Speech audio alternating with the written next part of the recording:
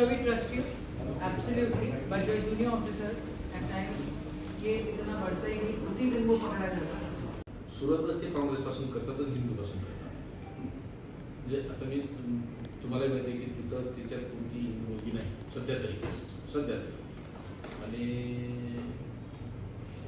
राणा तो तेच बोलला एकदम हिंदूवरच बोलला पहिल्या दिवशीच आजही टीव्हीवर मुलाखत देताना तेच बोललाय राणा. बोंडे साहेब तर काँग्रेसचे कार्यकर्ता ज्याच्यात म्हणजे पदाधिकारीच याच्यात इन्व्हॉल्व आहे. म्हणजे अशा पद्धतीनं तुमच्या जवळ येऊन तुम्हाला ते सांगतात. आमचं म्हणणं आहे की तो यमानचा पदाधिकारी आहे हे स्पष्ट झालेला आहे. तो यमानचा असो काँग्रेसचा असो असं म्हणतात महिलांच्या बाबतीमध्ये असं का करणारा निषेध चुकीचीच आहे कोणी असेल. परंतु हे असं नाही व्हायला पाहिजे की तुमच्या जवळ येऊन तुमच्या त्या पद्धतीनं हिंदू मुस्लिम पासून सुरू करू आले काँग्रेस पासून सुरू करू आले हे चुकीचं आहे. त्याच्यावर थोडं तुम्ही लक्ष घालून चौकशी ज्या पद्धतीने तुम्हाला चौकशी करायची त्या पद्धतीने चौकशी करून दोषीवर जेवढी कडक कारवाई ती करा. अजून काही त्याच्यात काही लोक इन्व्हॉल्व असतील तर तेही पहा.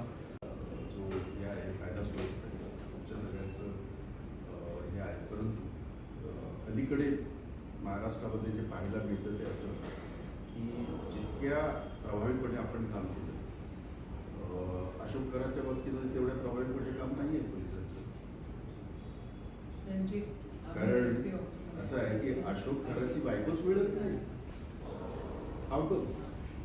म्हणजे अशोक खरात कुणाकुणाच्या घरात हा प्रश्न मी विधानसभेमध्ये पण मांडला होता मुख्यमंत्र्यांच्या समोर.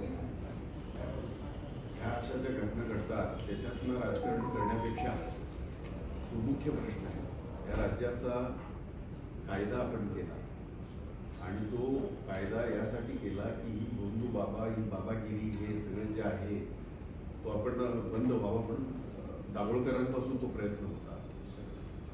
मी आता जो आहे एकत्रित आपल्याला वापरायचं आहे शेकडो वर्षापासून हजारो वर्षापासून ह्याला पोलिटिसाइज होऊ नये यासाठी आम्ही जरा पॉलिटिकल अँगल्स त्याला येता कामा नये. कडक शिक्षा त्याला व्हायलाच हवी वादच नाही. अशा प्रकारच्या घटना त्याचं समर्थन कोणी करणार नाही. परंतु अशा घटनांचं